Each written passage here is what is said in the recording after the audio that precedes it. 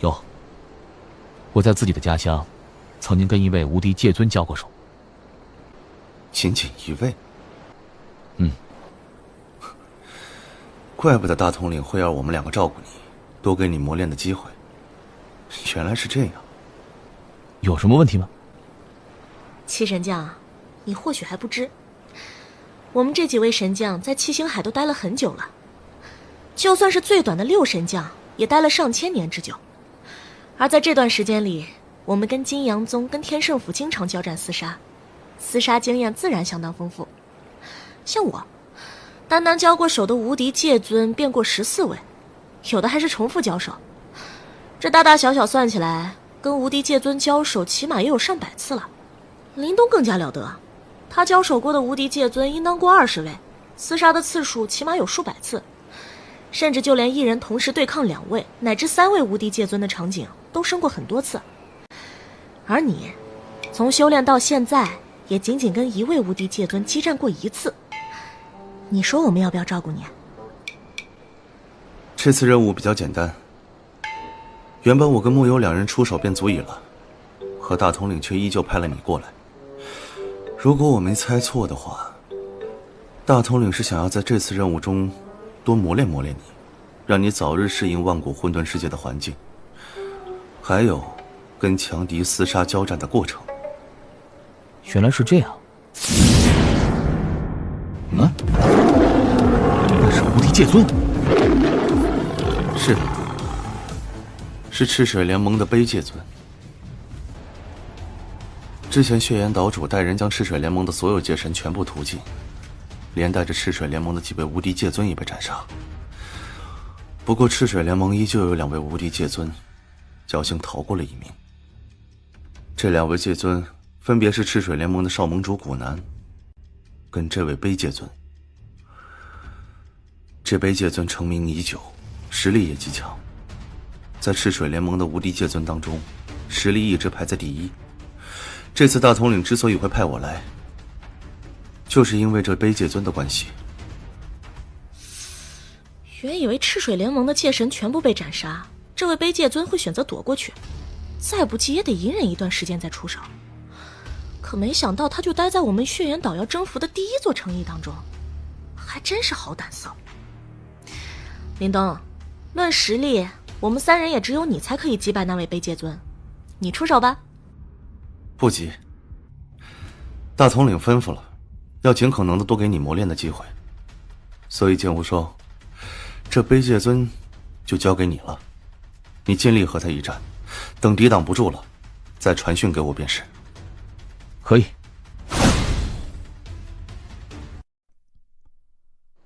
林东，虽说大统领的确让我们多给剑无双磨练的机会，但用卑界尊当他的对手，未免也有些强人所难吧。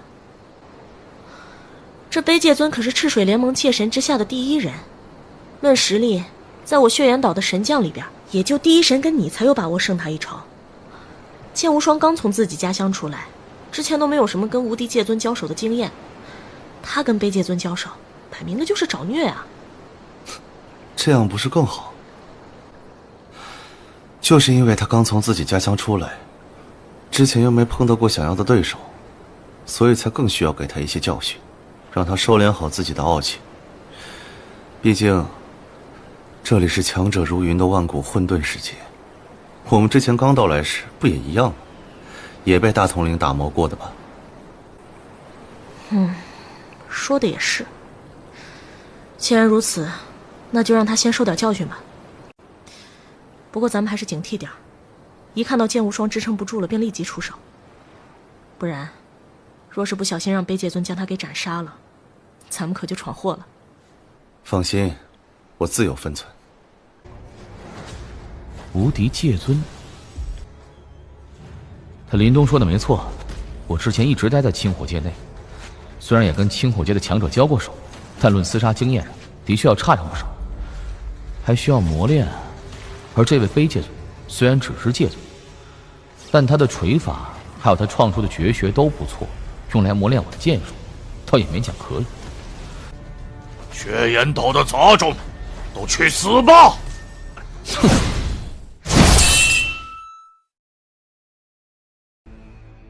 无敌界尊，你是血岩岛的神将。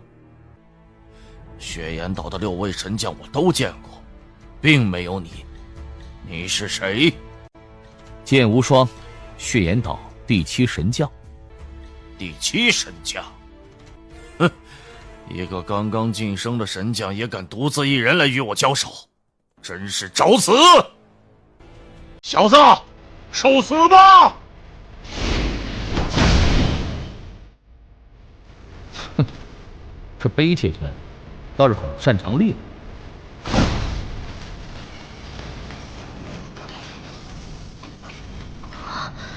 这剑无双不是刚从自己家乡走出来吗？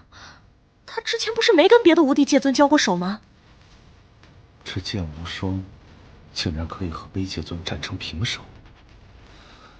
卑界尊的力量远比普通的无敌界尊要强上不少，可剑无双却可以和他硬碰硬。唉，他已经竭尽全力了，却依旧没法再逼得我使出更强的力量。不跟你玩，结束吧。风波动。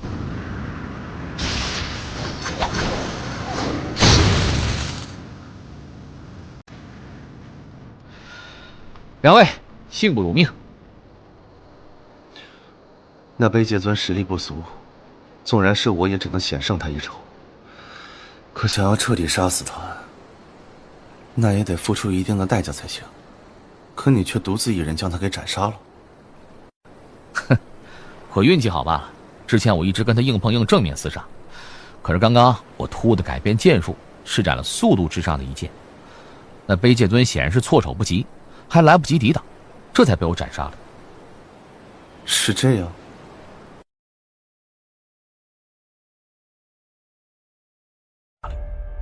3个月，短短3个月，我赤水联盟掌控的那些诚意，便被血岩岛的人给扫荡了一遍，就只剩下这最后的赤水城没来了。而在这3个月里，忠于我赤水联盟的那些界尊、天尊们，也都被血岩岛屠戮一空，几乎没几个人是逃掉的，就连卑界尊也死了。混蛋，混蛋！血岩岛，该死的血岩岛！唉，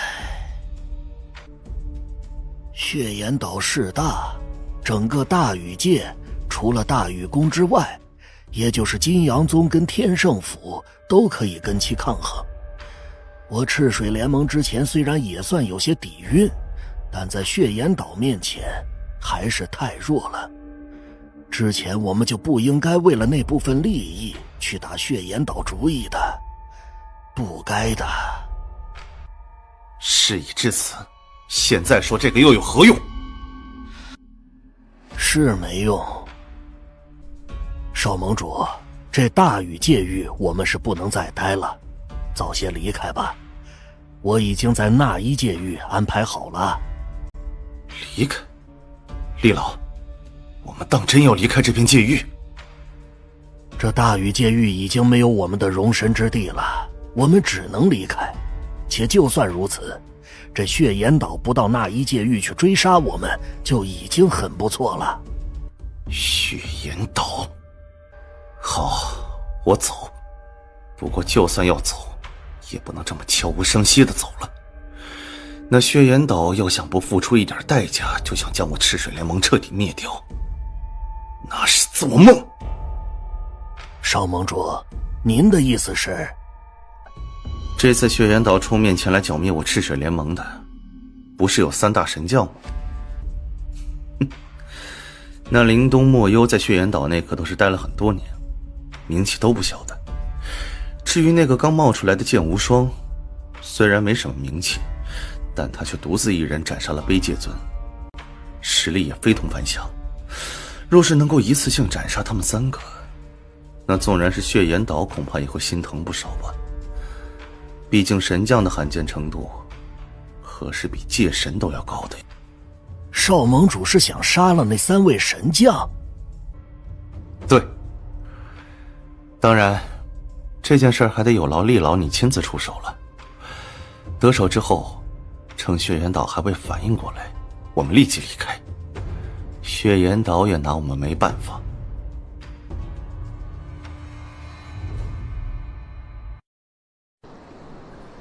这座赤水城便是赤水联盟掌控的最后一座城邑了，且赤水联盟的老巢之前就在这城邑当中。当初血岩岛主带领众界神攻入了这座城邑之内，将里边众多赤水联盟的高层接近屠戮干净了。不过现在随着我们的剿灭，赤水联盟剩下的那些强者应当都聚集在这赤水城内，看样子是想跟我们做最后一搏。最后一搏？哼，螳臂挡车而已。两位，你们说赤水联盟那位少盟主会不会在这赤水城内？你说那古南？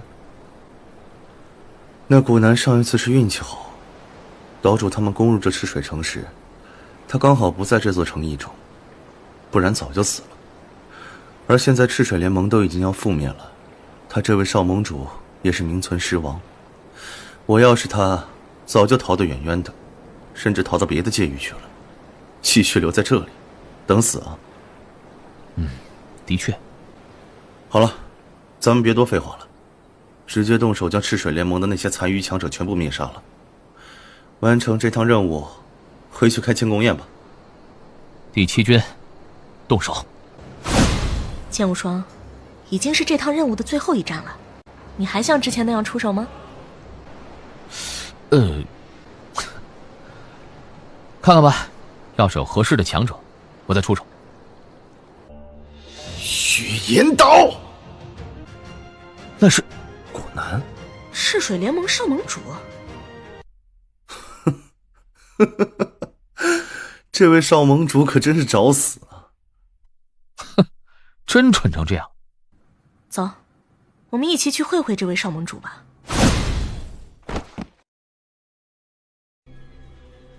两位，我们怕是有麻烦了。有麻烦？你们3个，便是血岩岛的那3位神将？古南，你明知道我血岩岛会杀到这赤水城来，竟然不逃，很有胆色。嘿，逃？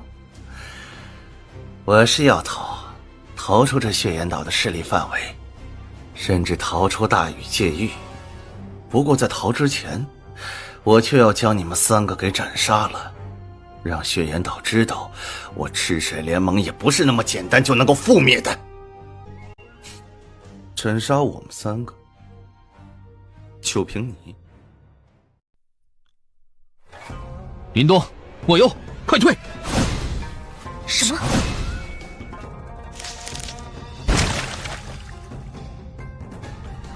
这是界神？怎么可能？赤水联盟的界神不是都已经被灭杀了吗？怎么还有一位？李老，杀了他们3个。少盟主放心，这3人一个都逃不掉。逃！快逃！逃！剑无双，你还傻站在那干什么？赶紧逃啊！剑无双，你真疯了不成？终归还是历练尚浅，太过高傲，太自信。那可是界神呢，他以为界神跟界尊是一样的吗？他刚从自己家乡走出来，恐怕之前根本就没看到过界神，根本不清楚界神的实力到底有多强。算了，我们也已经提醒了，既然他自己要找死，那也怪不得我们了。我们现在自身难保，也没法去救他。界神，你宠天界神，但不知跟经过国主比起来，谁强谁弱啊？是想牺牲自己，掩护你的2位同伴逃命吗？很重义气啊，但也很愚蠢。既然你想先死，那老夫便成全你。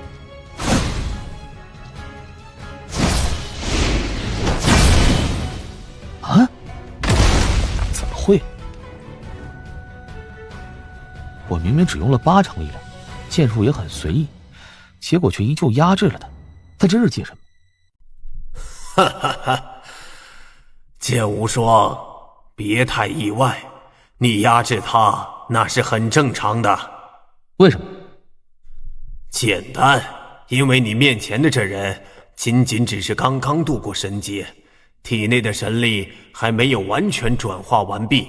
现在的他也算是界神，但并非那种完整的已经神力全部转化完的界神。这一界神虽然依旧比界尊要强得多，但跟那种已经完全转化为神力的界神，像金国国主那样的界神比起来就差远了。你刚刚只用了80%力量，但纵然只是80%，也已经强于他，更别说你的血封剑层次也远比他要高了。两者结合，你压制他，难道不正常吗？这样，哼，血岩岛在这大禹界域的情报能力非常了得，却并不知道赤水联盟内还有这黑袍老者的存在。原来他才刚度过神劫不久，难怪血岩岛不知道。怎么可能？老夫纵然刚度过神劫不久，神力还未彻底转化好，但也转化了一部分了，其实力也远远不是界尊可以媲美的。可眼前这小子竟然正面将老夫给击退了，小子受死！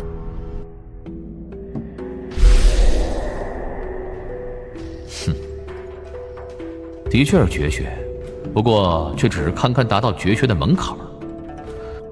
刚度过神劫，神力也才刚开始转化，就连绝学也是如此。这样的一位界神，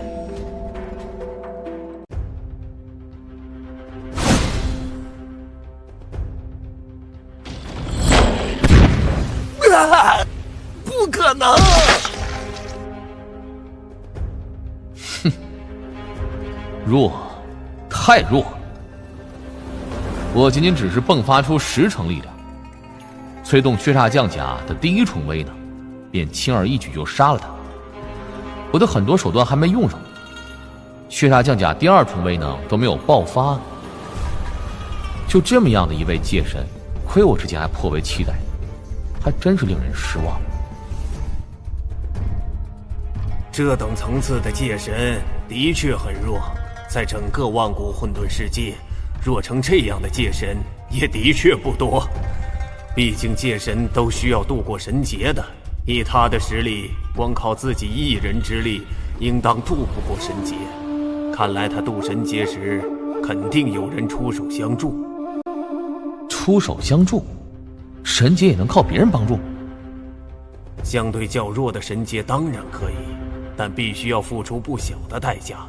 但剑无双你就不要想了，你的逆修劫只能靠自己，没人帮得了你。赤水联盟少盟主，这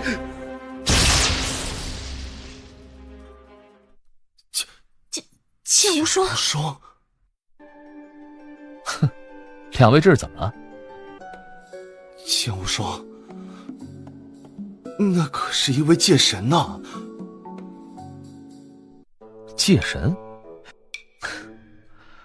虽然度过了神劫，可神力才刚开始转化，且创出的绝学也稀松平常的很，论战力，比无敌界尊也强不了多少。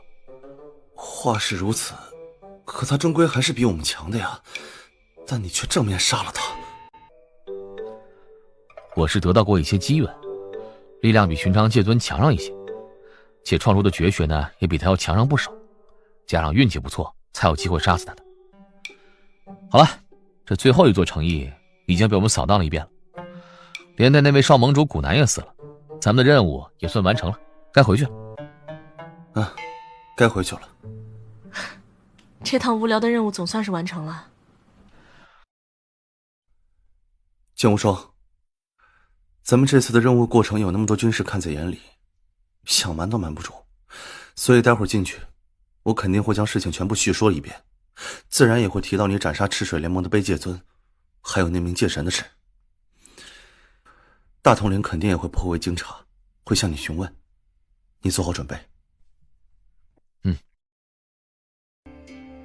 剑无双，你独自一人杀了一位界神？是。你们两个先下去。是。界神就算是刚度过神劫，神力也没能彻底转化完毕，可其实力也远不是无敌界尊所能够相比的。但你却正面击杀了他，剑无双，你倒是让本统领都颇为吃惊啊！大统领，我那是……别跟我说什么运气好，若是光凭运气就能杀死一位界神，这大禹界域的界神早就死光了。你能够杀死他，必然有着一些原因的存在。不过你放心，每个人身上都有秘密，本统领不会刨根问底。而你实力越强，对我血岩岛也越有好处。剑无双，本统领问你个问题，你要如实回答。大统领请问。你既然可以独自斩杀一位刚度过神劫的界神，那你的真正实力想来跟一般的一重天界神比起来也差不了太多了。如果本座让你去跟一位真正的一重天界神交手，你有没有把握跟他抗衡或是纠缠？跟一位一重天界神交手？一重天界神也分几个层次的，不知大统领指的是哪一层次？如若是一重天初等呢？可以抗衡。这般自信。要是一重天高等呢？可以一试。太好了。剑无双，我这样问你并没有别的目的，只是我现在手头刚好有急事，需要一位界神战力出面才行。大统领想让我出面去完成那件事？对，事情是这样的，咱们所在的九星海无比辽阔，又是我血岩岛掌控的疆域边境。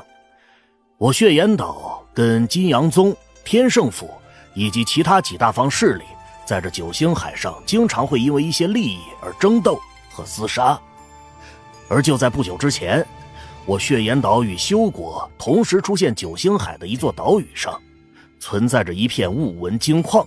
于是我血岩岛跟修国为了争夺这座岛屿而大打出手，最终自然是我血岩岛获胜，将那座岛屿给占据了。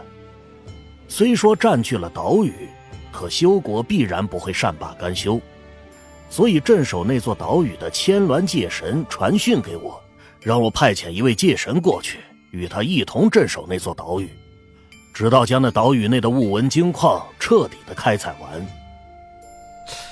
是这样啊。千鸾界神想要我派出界神去帮他，可我血岩岛在这九星海的界神现在都有着自己的事情，很难腾出手来。想要从血岩岛老巢内派遣别的界神过来，就怕来不及。在你之前，本统领已经做出决定，想要让第一神将出面的。他虽然不具备界神战力，但碰到那等级弱的界神，勉强也能抵挡一二。但现在看来，你比他显然更加合适。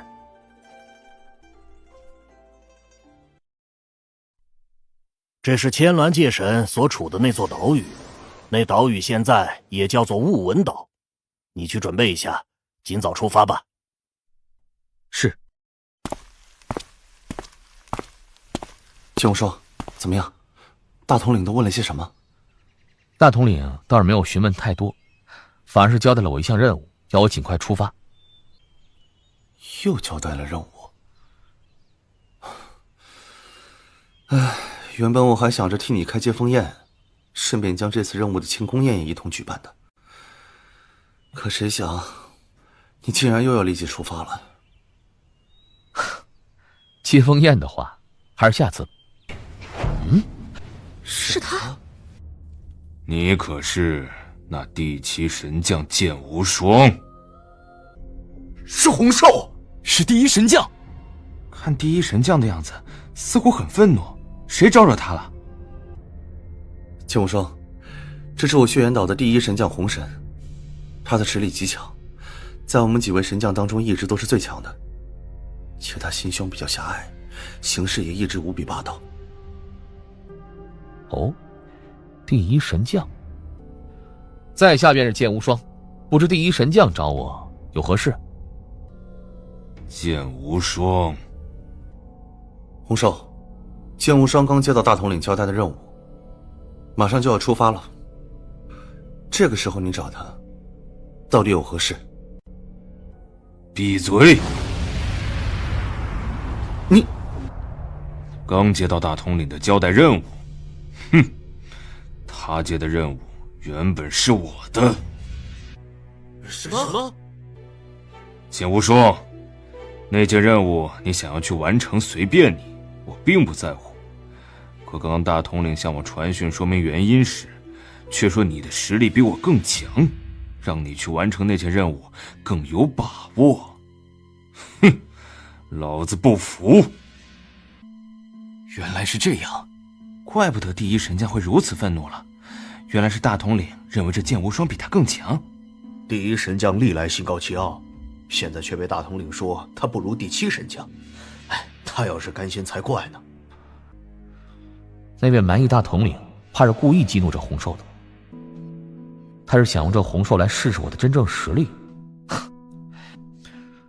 第一神将，你现在前来，莫非是来找我挑战的？当然，血岩岛的第一神将历来都是由你血岩岛最强的一位无敌界尊担任。你若是能够赢我，我这第一神将的位置也给你。可你若是败了，哼，我也不打算继续接纳任务。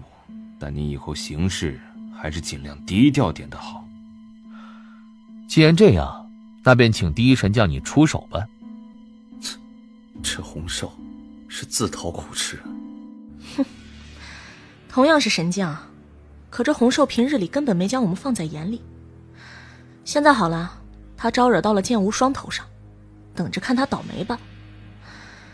他这第一神将的位置也是做到头了。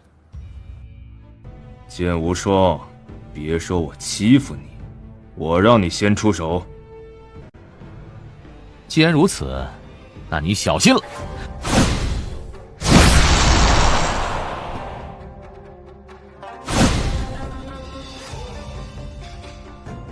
剑无双，我早知道赤水联盟那位界神的死没他所说的那般简单，现在看来果真如此。他的实力深不可测。这第一神将洪寿就算跟寻常界神对上，也勉强足以支撑一二的，可在剑无双手中竟然一招就落败了。这剑无双有点意思呀，他看出了我的用意，知道我是在用洪寿来试验他的实力，所以他才如此干净利落的一剑将其击败，这是做给我看的。而且他之前还朝我一拜，这分明是知道我的位置。可我隐藏得很好啊，能够一剑击败洪寿，又能察觉到我的位置，心智还如此成熟。这小子倒是个天才，其天赋之高，怕是跟天圣府那位青阳界神比起来也不遑多让。先不急，再观察一段时间，等他从雾纹岛回来，我再去找岛主，去跟他说道说道。什么人？神将大人。我奉大统领命令赶来，千鸾界神现在可曾在岛上啊？在。那好，立刻带我去见他。是。千鸾界神，你便是刚加入我血岩岛的那位神将剑无双。我传讯给大统领，是让他派遣一位界神过来，可谁曾想他竟然只派遣了一位神将。千鸾界神，大统领说了，我血岩岛在九星海的界神暂时都走不开，从总部派遣过来又担心来不及，所以只能让我来了。你一个神将仅仅是无敌界尊，就算来了怕是也没有多大用处。千鸾界神，尽管放心吧，大统领也知道你面临的难处，而他既然派我过来了，自然知道我的用处，也知道我可以帮到千鸾界神你。你能帮我？剑无双，我问你，你觉得你自己跟血岩岛第一神将洪寿比起来，差距有多大？跟洪寿比，我比他强。更强？你都这么自信？当然自信了，因为在出发前，我便与第一神将洪寿交过手，且把他给击败了。哦，看来大统领并没有敷衍我，我也知道他的难处。现在我血岩岛跟金阳宗拼得火热，在这个时候也的确难以派别的界神来帮我，能够让你到来已经很不错了。对了，剑无双，你身后背负长剑，看样子应该是剑道修炼者了。对，那倒真是巧。2天前，我们在乌纹金矿刚好有发现，那对你来说，或许有些用处。新的发现？跟我来吧。到了。啊？这是密室。进来吧。这密室似乎布置过阵法。的确有布置法阵，而且还是利用周围的雾纹晶刻意布置的，目的应当是提高修炼与参悟的速度。有着大阵以及那紫纹金矿辅助，在这里修炼的效果的确好上不少，但单单这点效果也不算太过珍贵。随便一位界神只要付出代价，应当都可以想办法布置出一套更好的阵法。你说的不错，这密室还有这大阵都不算什么，可这密室真正了得的却是这块千色巨石。剑无双，你看这巨石上面。巨石？燕九？这是一个人的名字？对，是名字。这个名字对于刚从家乡出来的你来说，或许颇为陌生，但对那些在大蜀界待了数百万年甚至上千万年的修炼者而言，这名字可就非同一般了。燕九，那是700万年前我大禹界域崛起的一位无比可怕的界神强者。他擅长用剑，一身剑术惊天动地。与此同时，他也是我这大禹界域千万年来唯一一个能够对大禹宫地位产生威胁的人。700万年前，这燕九曾经挑战过大禹公主，而且还跟大禹公主斗了个旗鼓相当。可那个时候的燕九仅仅是2重天界神。啊？2重天界神挑战3重天界神，却拼了个旗鼓相当。当时的燕九真的很强，他与大禹公主正面一战之后，几乎所有人都以为等他成为3界天神之后，他便会完全取代大禹公主，成为大禹界域的第一强者。可谁曾想，那一战之后，他便销声匿迹了。有人说他已经离开了这片界域，也有人说他死在了3重神劫之下。总之700万年了，大禹界域再也没有了他的任何消息，他也因此成了大禹界域的一个传说。但是就在2天前，我们在开采这雾纹金矿时，却发现了这间密室的存在。这密室显然跟燕九有关系，不出意外，这密室阵法就是他布置的。他曾在这里修炼过一段时间。的确。剑无双，你既然擅长剑道，那不用我说，想来也知道这2个字的价值吧？知道。剑道强者留下的剑术，我虽然无法完全学会，但也可以观摩其意境，对我自身的剑术提升也有一定的帮助。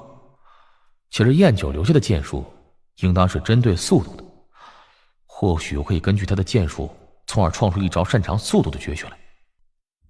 剑无双，这间密室就留给你了，你在这多多参悟吧。用不了多久，修国的强者应当就会感应到了。在修国强者到来之前，你最好在实力上能够取得一些精进，这样我们面对修国时，把握也能更大些。明白了。这一剑明明锋利的可怕，但给我的感觉竟这般灵动。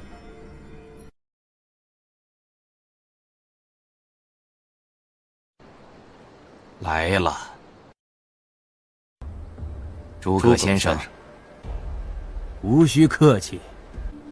这次老夫虽然奉命前来助两位一臂之力，但我家府主大人曾交代过，若是能不出手，不出手那是最好的。毕竟现在血岩岛和金阳宗正斗得火热，我胜负最好是隔岸观火斗。诸葛先生放心，这一点我二人也明白。在诸葛先生你来之前，我们便已经打听好了，那雾纹岛上现在就只有千鸾一位界神的存在。这千鸾界神虽然在一重天高等界神当中比较强，但单凭我一人应当就足以将其拦下。而我修国两大界神联手，不出意外就能够将血岩岛给横扫了。之所以来请诸葛先生，也只是为了以防万一罢了。毕竟如此巨大的一座雾纹金矿，价值可非同一般。这样最好。看来那血岩岛在与金阳宗斗争过程中没占到什么便宜，不然如此大的一座雾纹金矿，不可能只派一位界神镇守。你们两位打算何时动手啊？我修国早已经准备妥当了，只等诸葛先生你到来。现在你既然已经到了，那咱们便立即动手。好。燕九，我得感谢你。你留下这2个字儿，或许只是随手留下的，但依旧给了我不少启发。我在这密室内精心参悟10天时间，根据你的剑术，再以自身所创的风波动这一招为原型加以完善，总算让我创出一招全新的绝学来。绝学既然创出了，那就得起个名字。我这一剑既然是由风波动完善而来的，而且施展出时还伴随一声剑吟，如此这一剑便叫做风波吟吧。啊！剑无双，速速出来，修国强者到了。来了吗？我踏足万古混沌世界那么久，还从未全力以赴的激战过呢，而现在修国的强者到来，希望他们可以逼得我全力以赴。那些便是修国的强者。千鸾界神，剑无双，你来了。在密室这几天可曾有收获？有些收获。不错。现在我们面临的麻烦可不小。我就知道修国绝不会善罢甘休的，果然如此。现在修国到来的足足有2位大界神，而这2大界神里面，雷鸣界神还好，只是1重天初等界神。可那位巫界神，可是1重天高等界神，论实力丝毫不亚于我。我就算全力以赴，也只能跟那位巫界神抗衡。至于雷鸣界神，却只能交给你了。雷鸣界神，交给我吧。千鸾界神，上次一别，别来无恙啊。巫界神，雷鸣界神，你们2位今日到此有何贵干？有何贵干？哼，千鸾界神，你是在明知故问吧？我二人今日到来，自然是将原本属于我修国的雾纹金矿给夺回来。千鸾界神，你若是识相的，带着你血岩岛的人立即离开。如此，我们双方倒也没有必要直接撕破脸皮。要不然，要不然如何？莫非你想攻入这雾文岛？吴界神，你可想清楚了，我血源岛占据的疆域，可不是谁都可以轻易攻占的。前不久那赤水联盟就是犯了这一错误，所以赤水联盟就被我血源岛给灭了。现在，你修国莫非也想步入赤水联盟的后尘吗？青鸾界神，你就别拿血源岛来压我们了。我修国可不像赤水联盟那般蠢，让你们简简单单就把老巢给端掉了。我修国的老巢在天圣府境内，你血源岛若真有本事，大可在天圣府的眼皮子底下，直接攻入我修国大本营啊！如此就没有什么好说的了，咱们直接靠拳头说话。我倒是要看看，就凭你跟雷鸣两个，如何攻占这雾文岛。对付你我一人就足够了，何须雷鸣出手？小的们，给我杀！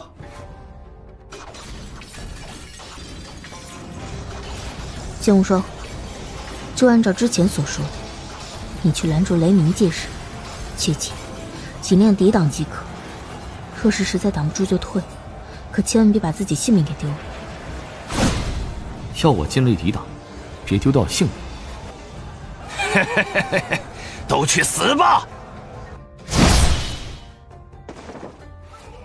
死！界神，小子，你是谁？哼，你管我是谁呢？你只要知道有我在，你没法再杀我血岩岛一人就行。没法再杀血岩岛一人，可笑！区区界尊蝼蚁，本座先灭杀了你。杀神变，九幽，七绝符。是雷鸣，他动用了煞神变，而且还施展了他的最强绝招九幽七绝符。怎么会？千鸾剑神已经被我缠住，血岩岛在场的修炼者里边，谁有资格让他施展出这样的杀招来？是谁？是他，区区一个界尊。不好，雷鸣竟然直接施展杀招对付剑无双！剑无双，赶紧避开！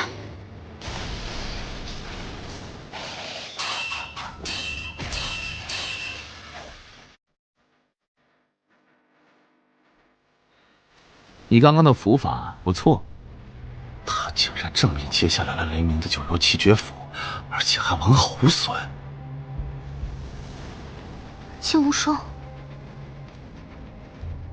你的最强绝招我都已经正面接下来，那接下来你也该接我一剑试试。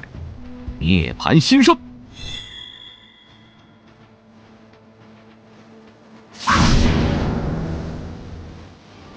这小子竟然差一点杀了我！他真的只是一个界尊？好样的！混蛋！这个界尊哪儿来的？实力竟然强成这样，麻烦大了！不能再这样下去。诸葛先生，出手吧！小子，你好大胆子！诸葛先生，诸葛先生，雷鸣，你堂堂一重天界神，竟然败给了一个界尊！我也没想到，那小子明明只是界尊，但战力却强成那样。剑无双，我之前倒是小看你了，没想到你的战力竟然如此强横。千鸾界神谬赞。先不说这个，诸葛秋，今日之事，莫非你天圣府也要插手？诸葛秋，你血岩岛与修国之间的争斗，老夫可没那功夫插手。诸葛先生，老夫虽不愿插手，但有一人，今日老夫必须带走。带走一人？带谁走？他。你要带走剑无双？他是我血岩岛的第7神将，凭什么？凭什么？就凭他沾上我天圣府核心弟子的血。什么？小子，你叫剑无双对吧？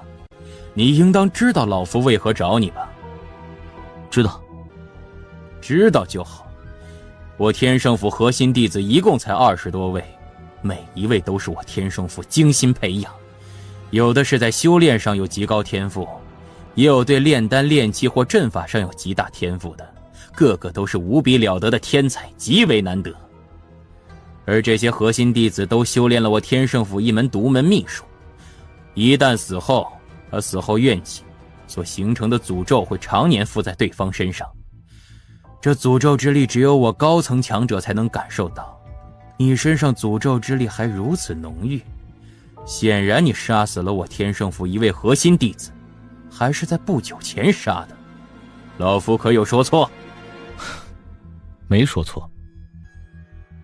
杀了我天圣府核心弟子，还这般有恃无恐？杀都已经杀了，后悔也没用，不是吗？你倒真看得开呀！千鸾界神，你也听到了，这剑无双承认杀了我天圣府核心弟子。既然如此，老夫带他回去是不是应该？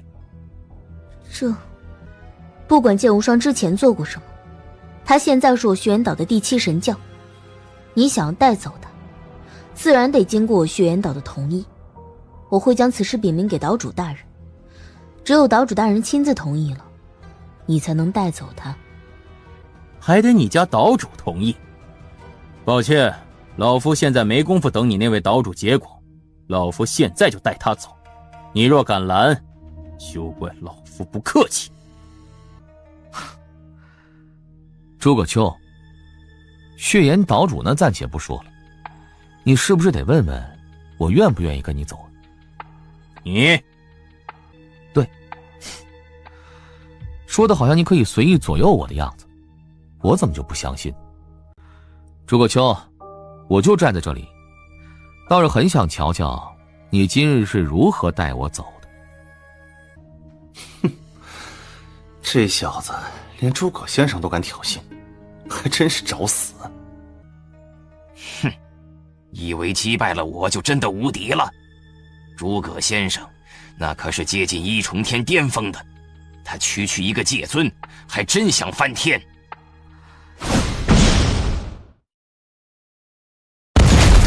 好快啊，太快了！那剑无双死了吗？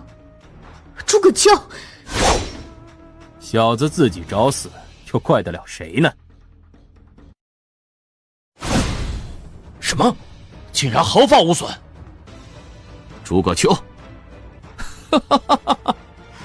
太好了，太好了，我终于等到了。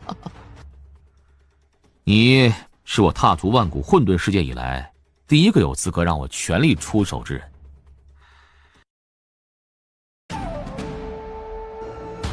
这是什么？流沙领域，压迫。这是领域，好强的领域！这小子竟然得了如此了得的领域类宝物，杀了他，那葫芦便是我的。杀！去死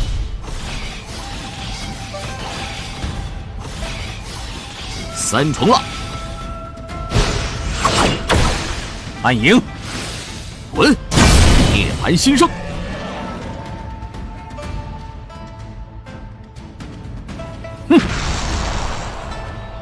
杀！小子，休要猖狂！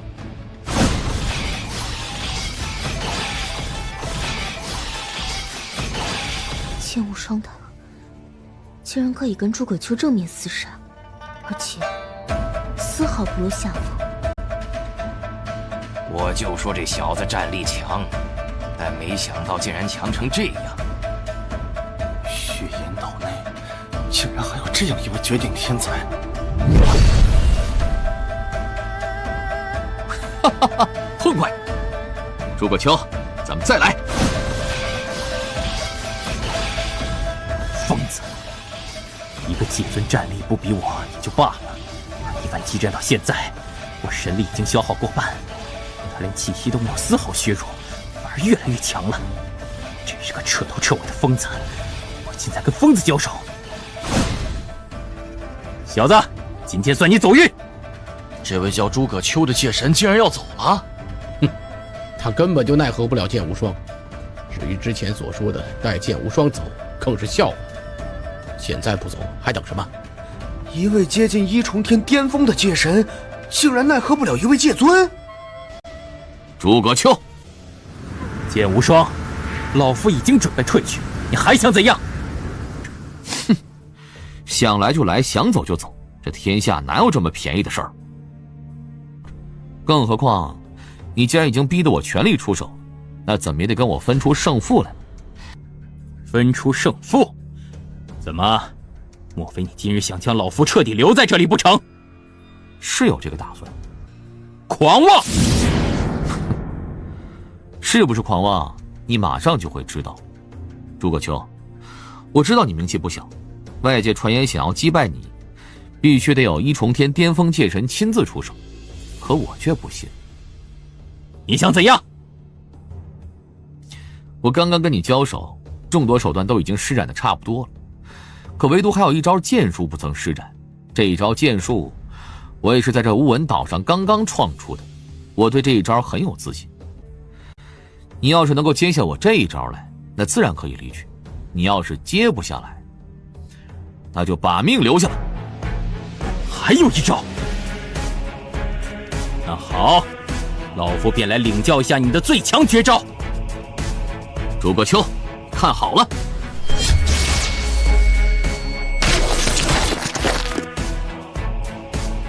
刚刚那一剑，怎么回事？那一剑虽然速度极快，但也不至于让一位接近一重天巅峰的界神来不及反应啊！死了？这位诸葛先生这么简单就死了？哼，风波吟毫无疑问，这一招是我现在最强的杀招。虽然论威能，这一招并不比涅槃新生强上多少，可这一招施展出来，能够抵挡住的却并不多。灵魂之力可远比意识要高端多了。剑无双，你创出的那一招，全力施展下，一重天高等界神当中，恐怕没几个人能够抵挡。就算是一重天巅峰界神，一不小心也有可能抵挡不住。我也只是凭借这一招才能斩杀这诸葛秋的，要是没有这一招，我可奈何不了的。就算是有彼岸流沙葫芦的辅助，我也顶多只能跟他拼个旗鼓相当罢。也就是说，现在的我可以无惧一重天巅峰以下的界神，但若是碰到真正的一重天巅峰界神，如陈界神那一层次的强者，估计就只有落败逃窜，或者施展星辰秘法去一拼了。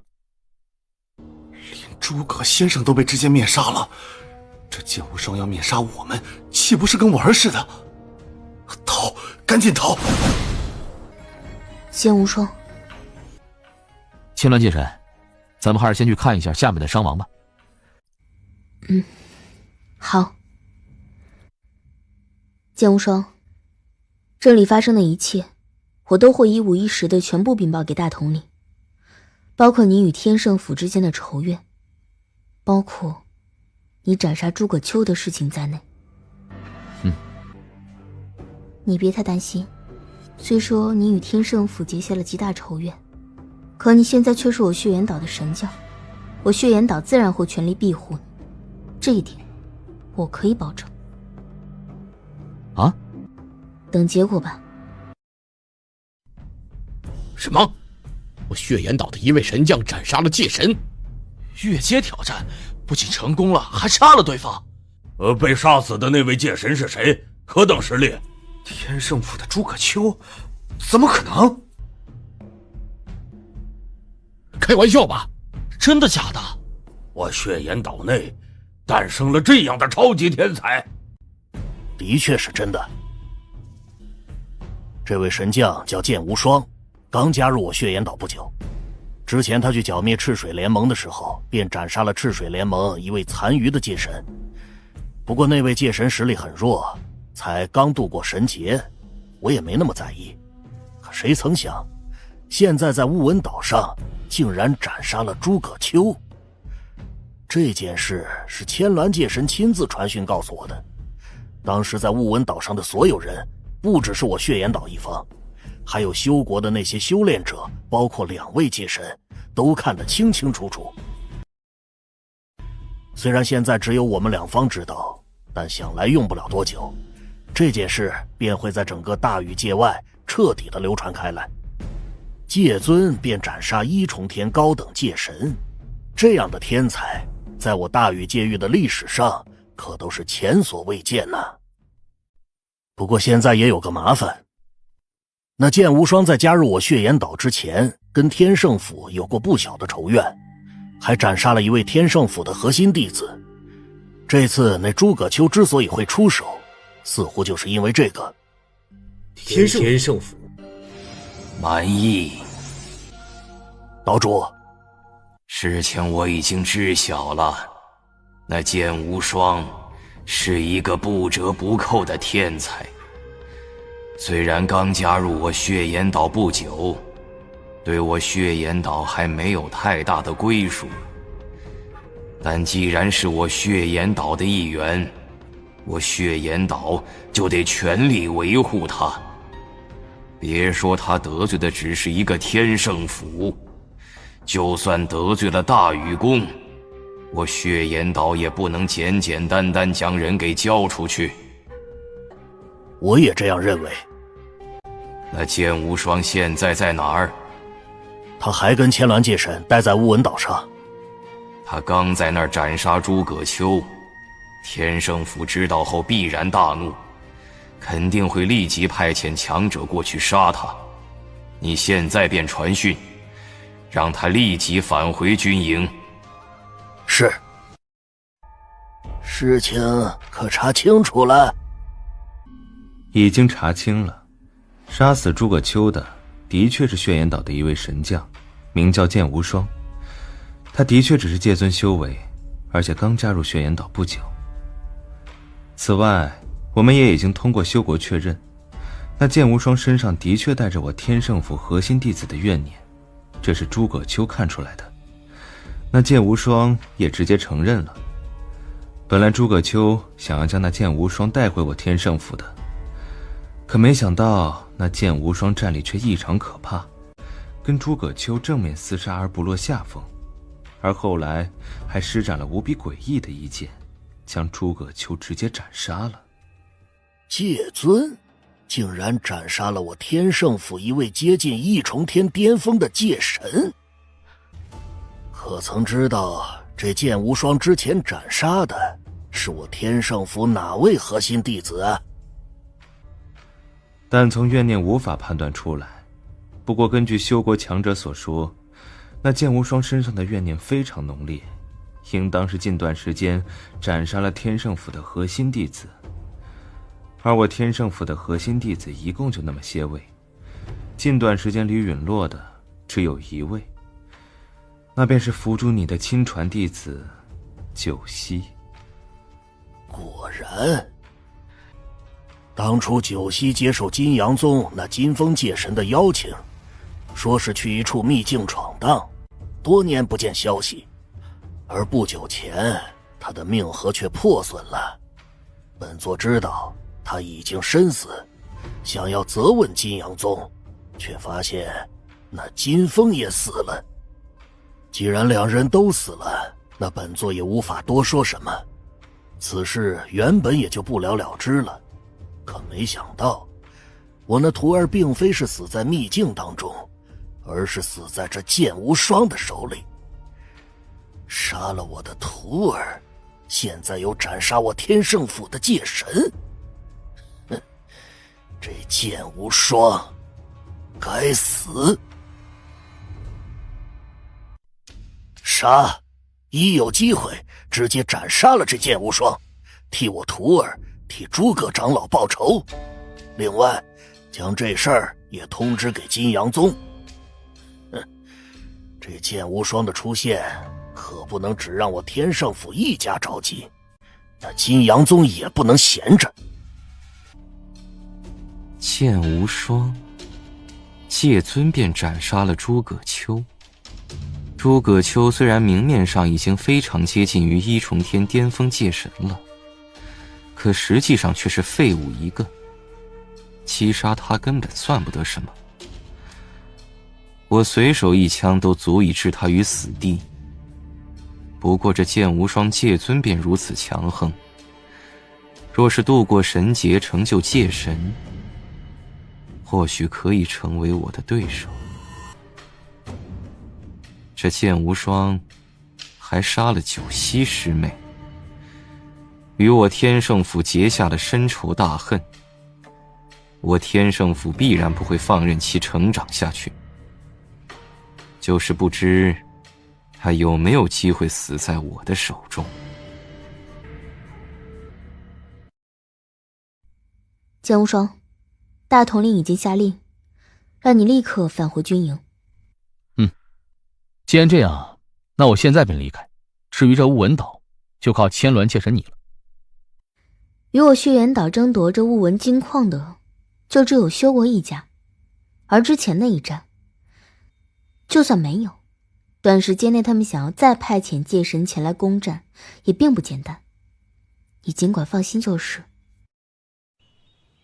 剑无双，连诸葛丘你都能杀死，这手段倒是不错嘛。只是机缘巧合罢了。机缘巧合？你之前当真有杀死过天圣府的核心弟子？是。杀了天圣府的核心弟子，结果却跑到我血岩岛中来避难。你倒也真聪明啊。放心吧，既然你已经是我血岩岛的人了，我血岩岛自然会竭尽全力的庇护你，不会让天圣府动你一根头发。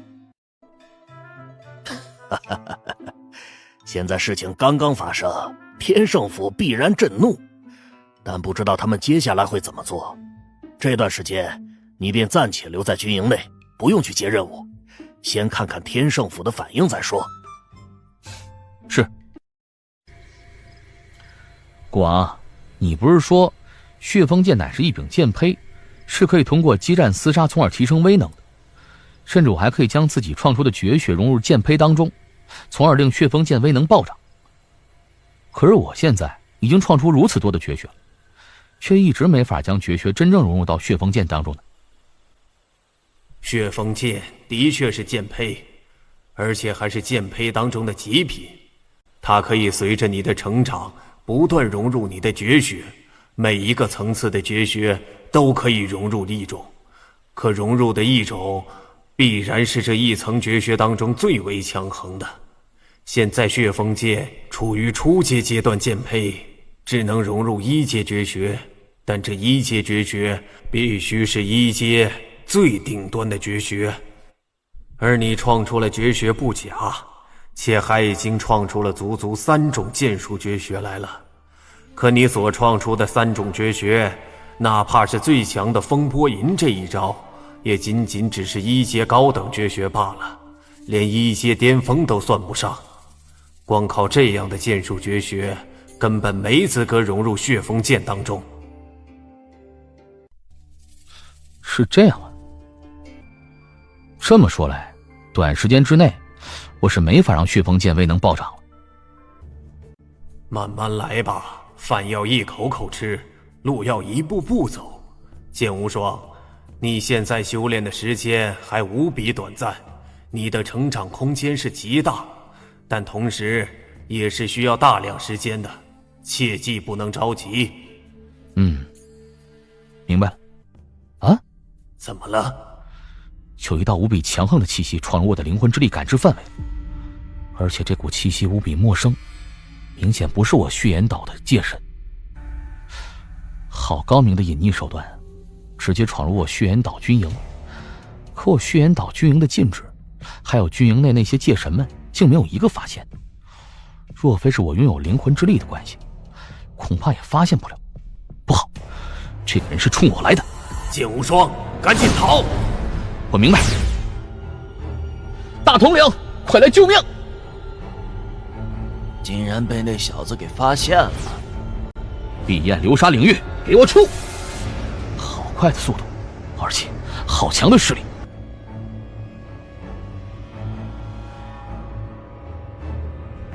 金阳宗主，竟然是你！那人竟是金阳宗主，这金阳宗主竟然如此不顾颜面的来暗杀我，为了金国国主们。大统领，剑无双，你没事吧？还好大统领你及时赶到啊。原以为只有那天圣府会疯狂想要杀死你，可没想到金阳宗更盛，竟然是金阳宗主亲自出手暗杀。剑无双，这小子竟然提前发现了本座的存在。金阳宗主，以你的身份，竟然偷偷潜入我血岩岛的军营，偷袭我血岩岛的一位戒尊，未免也太不要脸了吧！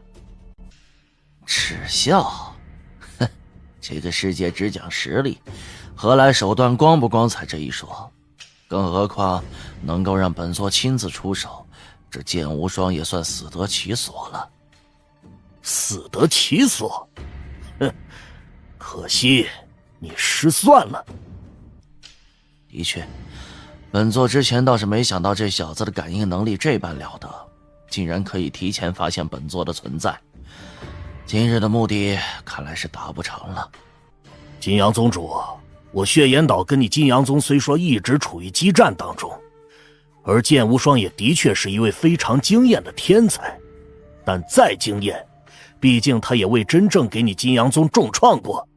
以你的身份，断然不至于亲自出手来暗杀他。说吧，你今日的目的到底是什么？本座的目的？本座的目的当然是为了他。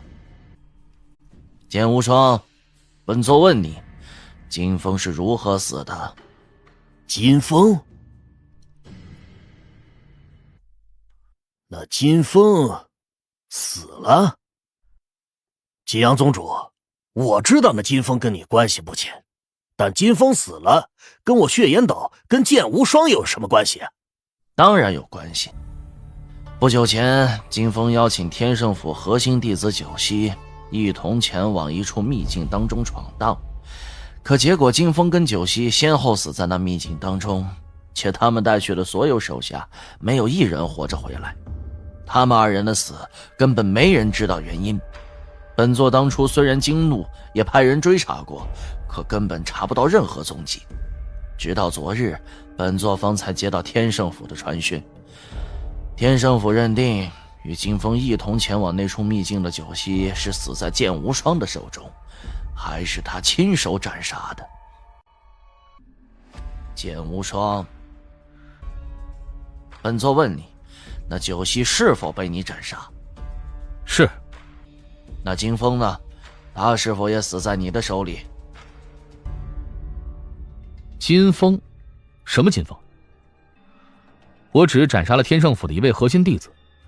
你说那个什么金峰，我不知道。小子，你撒谎！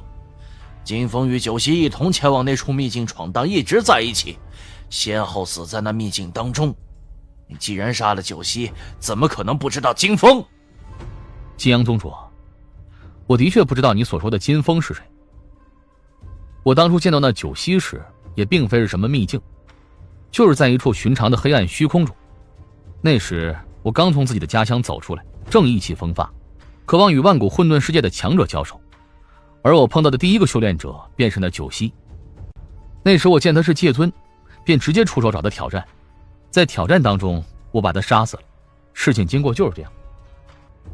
金阳宗主，你之前说金峰跟那九溪都是先后死去的，而且是金峰先死，随后才是九溪陨落，中间应当还隔了一段时间吧？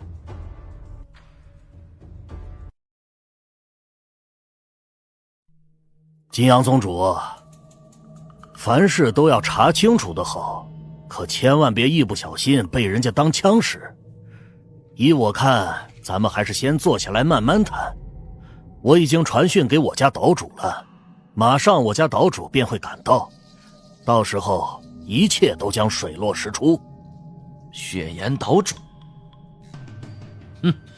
金风之死，本座自会想办法查个水落石出。剑无双，你最好是跟他没有关系，不然本座把话放在这儿，哪怕是血岩岛拼个鱼死网破，本座也必杀你。我儿的仇绝不能就这么简单就平息。那金风竟然是这位金阳宗主的儿子。金阳宗主，你当真相信那剑无双跟金风的死没关系？本座当然不可能相信。那你为何？本座也想直接出手，可你真当血岩岛的人是蠢货？真当血岩岛的军营是那么简单就可以闯的？本座早就知道，那血岩岛军营内有着一重隐藏的禁制，就掌控在蛮夷的手里。平日里虽然看不出来，但在关键时刻一旦摧毁，足以灭杀寻常的2重天界神。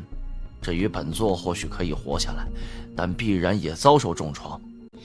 本座闯入血岩岛军营，是想悄无声息地将剑无双擒住，得手后立即离开，血岩岛便拿我没有任何办法。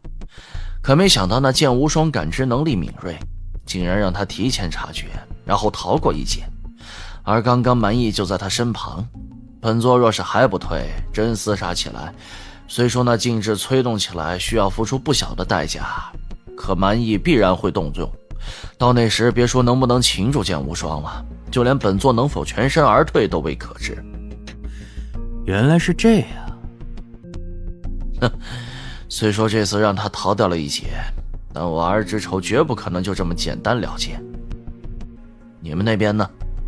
我天圣府也一样，只要有机会，必然会竭尽全力置他于死地。那就好，这剑无双跑不了。剑无双，我已经把这里的事情禀告给了岛主，岛主吩咐让你立刻返回我血岩岛总部，他要见你。岛主亲自召见。我们现在便走。我们？天圣府、金阳宗都要置你于死地，你一人回去有一定风险，所以岛主让我亲自护送你回去。大统领亲自护送，我血岩岛内有这般待遇的可没几个呀。走吧。岛主。拜见岛主。你便是剑无双。听说你杀了天圣府的诸葛丘，而且还是1对1正面斩杀的。是。一个界尊斩杀1重天高等界神，若不亲眼所见，本座还真有几分不相信。岛主的意思是？本座已经给你安排了一个对手。这位陈界神你应当熟悉了。听说你之前加入血岩岛时，便是陈界神亲自出手验证你的实力。当然。你2人就在这宫殿内交战吧，有本座在，可以肆无忌惮的交手。剑无双，上次你与我交手时，一身剑术便让我颇为诧异。但没想到那次你还隐匿的大部分实力，今日再次交手，你可别再藏着捏着了，有什么手段尽管施展出来。我一定全力以赴。开始了。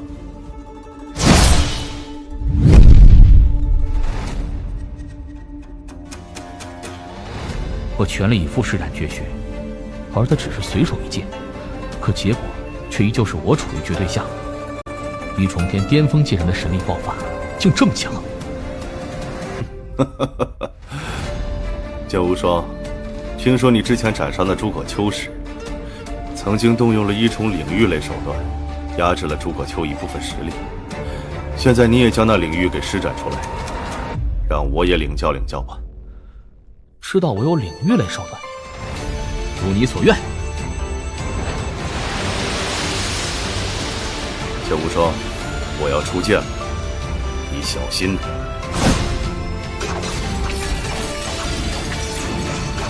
好强！剑无双，单单你现在展露出来的实力，是斩杀不了诸葛丘的。将你真正的杀招拿出来！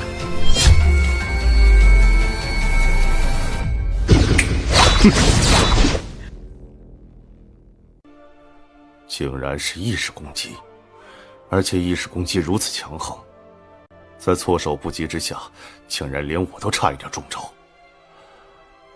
而那诸葛丘，毕竟还不是一重天巅峰界神，不可能挡住你这一招。他死在你的手中，倒是一点都不冤。我这一招也只能对付一重天高等界神，若是碰到像陈界神你一样的一重天巅峰界神，估计就很难起到作用。若是那些意识较弱的一重天巅峰界神，一不小心碰到你这一招，恐怕也未必来得及抵挡啊。好了，到此为止吧。剑无双，你知道本座为何一见到你，就让你跟陈界神交手吗？不知。本座之前得到消息，说你之所以能够斩杀那诸葛丘，除了自身实力之外，还有一门领域类手段的辅助。那门领域手段压制了诸葛丘不少的实力。是。领域类手段本就颇为罕见，而你仅仅只是一个界尊，施展的领域竟然能够给一位一重天高等界神带来不小的压制。本座当时便猜测，你拥有的这门领域类手段层次应当极高，最起码也应当达到了混沌奇宝的层次。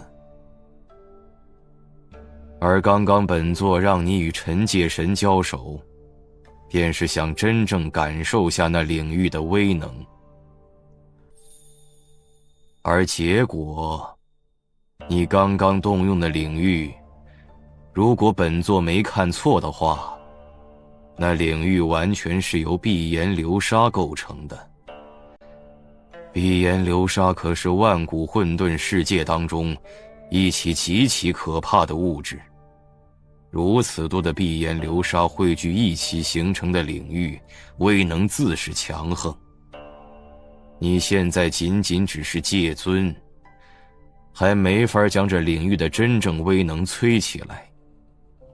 可若是换成一位普通界神，或者是2重天乃至3重天界神出手，这领域威能又将是何等的可怕。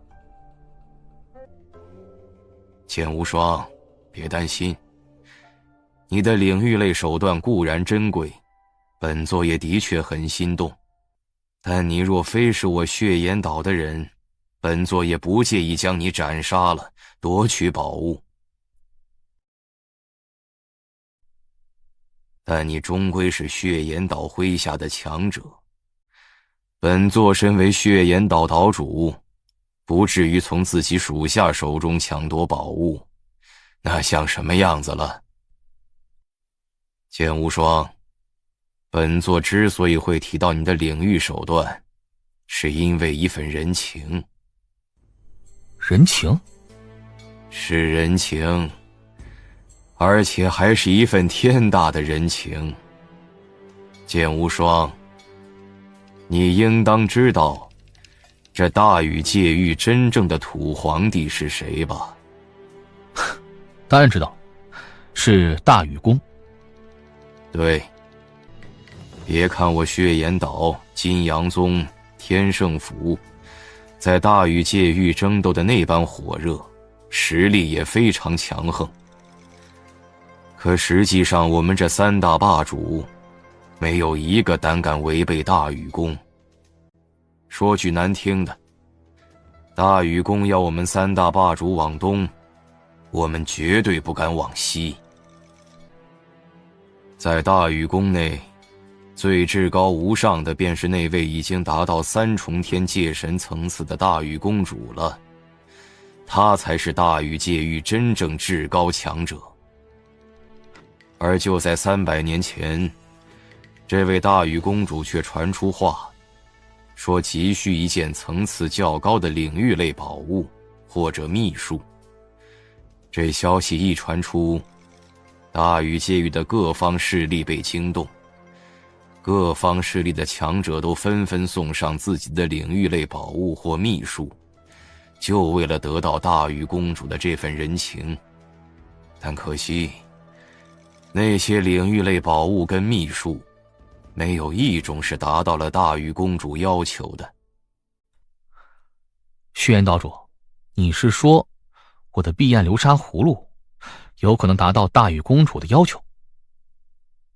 对，完全由碧炎流沙领域形成的领域，若是由大禹公主亲自施展，威能必将惊天动地，想来也能够达到她的要求。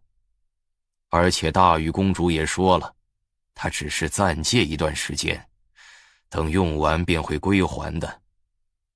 剑无双，你杀了天圣府的诸葛丘跟一位核心弟子，天圣府必然会疯狂想要置你于死地。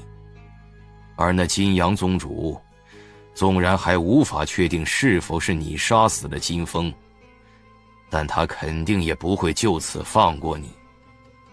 也就是说，你现在的处境非常不妙。你是我血岩岛的神将，我血岩岛会尽可能的庇护你，但两大霸主若是同时施压，我血岩岛也未必能够扛住。且你也不可能一直躲在血岩岛的老巢内不出去。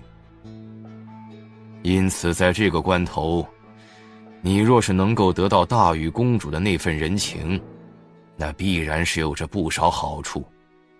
有着大禹公主的震慑，那不管是天圣府还是金阳宗，他们要对你动手前，那都得掂量掂量。甚至你完全可以用大禹公主的人情，请求大禹公主，让大禹公主替你出面了解此事。若是大禹公主亲自发话，那天圣府跟金阳宗绝不敢再对你出手。本座的意思，你可明白？明白。不过我自己与天圣府、金阳宗间的恩怨，绝不能只一味的靠别人庇护，自己的实力才是王道。剑无双，你这碧炎流沙领域，可愿意暂时借予大禹公主？当然愿意了。既然如此，那本座现在便带你去大禹宫，去见大禹公主。好。血岩岛主，我已经将你到来的事禀告给了公主，公主跟乌苍大人已经一同过来了。乌苍大人也在？乌苍大人这段时间一直居住在我大禹宫内，似乎是与公主在钻研一副棋局。棋局？岛主，那位乌苍大人是谁？乌苍大人来自飞雪神国，跟我家公主一样，也是一位三重天界神。三重天界神？血岩拜见公主，见过乌苍大人。起来吧。听说你替老夫带来了一件领域类宝物。是，不过这件宝物并非是我的，而是我血岩岛神将剑无双的。剑无双？就你旁边这位界尊层次的小家伙？好强啊！界神三重天一步一蜕变，三重天界神就算在浩瀚的万古混沌世界，也属于真正的强者，当然厉害。剑无双，将那金色葫芦拿出来吧。就是这葫芦，这是碧炎流沙。这葫芦，难不成是那碧炎流沙葫芦？碧炎流沙葫芦，无苍兄，以你的实力，若是全力以赴催着碧炎流沙葫芦借助领域渡过那一关的几率有多大？碧炎流沙葫芦，我之前也是听说过，不曾真正见到过，不清楚它真正的威能到底有多强。但它能有如此之大的名气，威能肯定差不到哪儿去，比这几百年里别人送来的那些领域类宝物或是手段，肯定要强得多。以我的实力，若是有这碧炎流沙领域的辅助，那秘境中的考验，我起码有5成把握闯过。5成？小家伙，你叫剑无双对吧？是。你一个界尊，竟然可以得到像碧炎流沙葫芦这样的宝物，倒真是了不得呀。公主，这位剑无双虽然只是界尊，但在我大禹界域的名气可不小，而且实力也非常了得。他之前就曾以一己之力正面斩杀了一位一重天高等界神。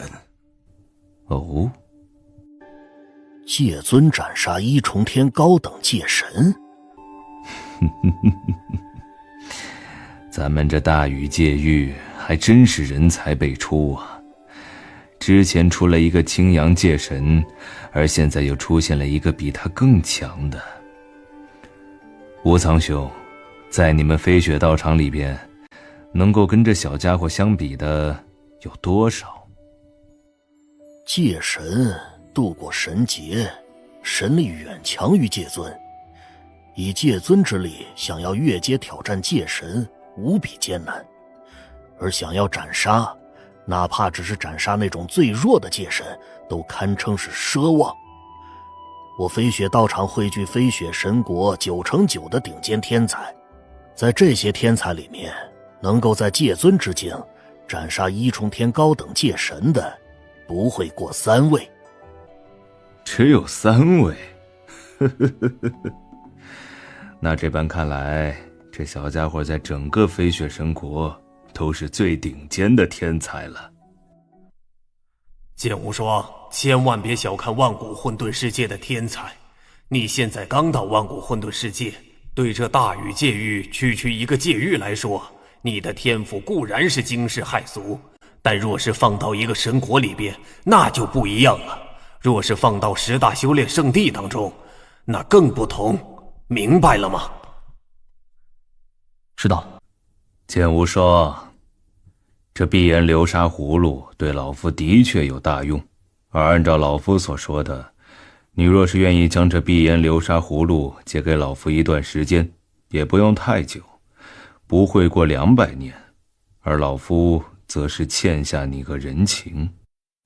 这人情，你可以让老夫替你做一件力所能及的事，当然事情不能太过，此外也不能影响到我大禹界域的平衡。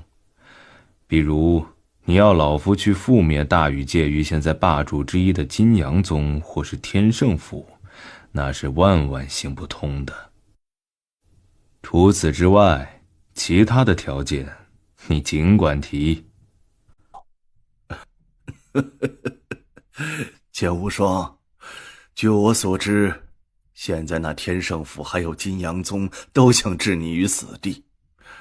你现在处境非常不妙，恐怕只能一直待在血岩岛的老巢内，才能够保证性命无忧。即使如此，不如你就请公主替你出面了结此事。你与天圣府、金阳宗都有大仇怨，若真是如此，老夫替你将此事解决了便是，担保以后这2大霸主不敢动你一根指头。剑无双，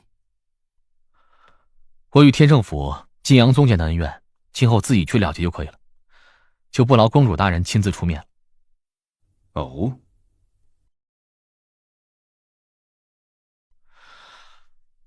在前来大禹宫的途中，我听血岩岛主说起过，每隔一段时间，大禹公主你便会在大禹宫内亲自讲课，讲课的内容很多，有渡神劫的一些经验，也有修炼上的一些问题，还有绝学、道等各个方面的。可惜你每次讲课都只有大禹宫最杰出的几位天才有资格来听，且每个人终生都只能听1次。这一次机会难得啊，所以我便用大禹公主你这个人情，换取一次听你讲课的机会。你用老夫的人情换取老夫授课指点你的机会，你确定要如此用这份人情？确定。既然如此，老夫便成全你。80年后，老夫便会在大禹宫内授课，到时你可以来听。此外，在老夫将碧焰流沙葫芦归还你之前，你还可以选择留在大禹宫内。我大禹宫内有着大量珍宝秘籍，老夫会给你一个客卿的身份，这些资源你都可以尽情调用。还有我大禹宫内的那些天才强者们，你若是没事，也可以跟他们多交流交流。剑无双，这是你的客卿令符，凭借这令符，我大禹宫的众多修炼资源都会对你开放。另外，我也会给你安排一处住的地方。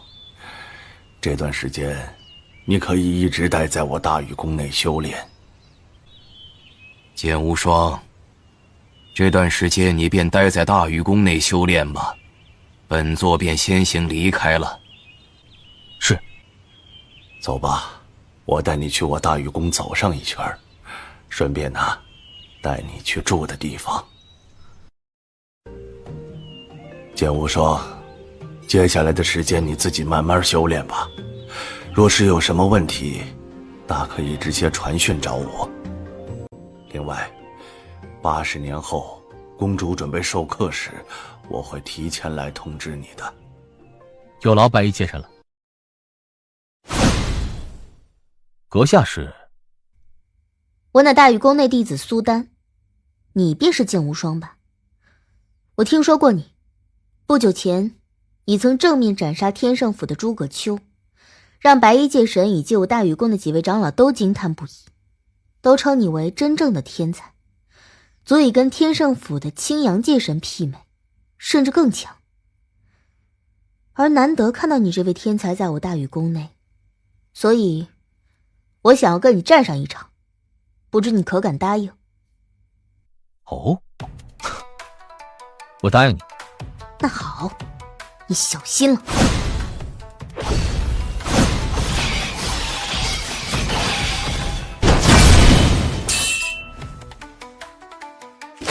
你败了。之前我听说你以界神之境斩杀了一位一重天高等界神时，还带着几分质疑，认为那或许是侥幸。但现在看来，你的战绩并非是侥幸得来的。论实力，我的确不如你，不过你也别得意，毕竟我虽然是内宫弟子，但在内宫众多弟子当中排名却是垫底的。内宫弟子里面比我强的大有人在，而且我是之前在途中刚好碰到了白衣界神，知道你的存在，这才立刻赶过来挑战了，所以我是第一个过来的。可用不了几天，你居住在这的消息便会在内宫，在整个大禹宫内传开。我内宫的众多弟子们早就听说了你与那位青阳界神的名字，一直渴望见一见。他们肯定不会放过这次机会的，一定会接二连三的来找你挑战的。剑无双，我内宫弟子实力强大，大有人在，光是一重天巅峰界神就有接近10位，到时候有你好受。大禹宫内宫弟子会接二连三的来挑战我。大禹宫是大禹界域当之无愧的土皇帝，强者数量质量远非那三大霸主所能够比。那内宫又是天才弟子集中营，拥有众多实力强横的一重天界神，连一重天巅峰界神都接近10位。来吧，都来挑战我吧！来的人越多越好，实力也越强越好。我剑无双，求之不得。剑无双，跟我一战吧！剑无双，听说你剑术较强，连一重天高等界神诸葛丘都被你一剑击杀。刚好我也是擅长用剑的，你我战上一场试试。剑无双，我不信你真能以界尊之境斩杀一重天高等界神，除非你能胜过我手中的战刀。混蛋，那个小子竟然拥有达到大禹公主要求的领域类宝物。府主，这剑无双得到了大禹公主的人情，这段时间又一直待在大禹宫内，我们根本没办法对付他。他用那人情换了什么？是不是要大禹宫出面了结我天圣府与他之前的恩怨？那倒没有，根据我们在大禹宫内得到的确切消息，那剑无双用大禹公主的人情换来一次听课的机会。听课？大禹公主亲自授的课？对。哼，不求大禹公主出面了结与我天圣府的恩怨，反而用来换取一次听课的机会。这剑无双还真够自大的呀！也幸亏是他自大，这样我们才有杀死他的机会。去将青阳找来。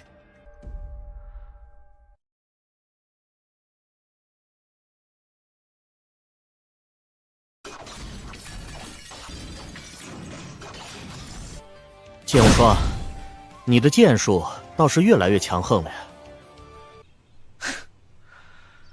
这得多亏东门师兄你之前的教训，顶着你的压力，我剑术要是再不提高，下场岂不是会非常惨？剑无双，你现在的实力勉强都快媲美一重天巅峰界神了，如此实力，按道理说早就突破达到界神了，为何你的神劫到现在还不曾到来啊？神劫？我突破界尊的时间并不长，所以神劫还要一段时间。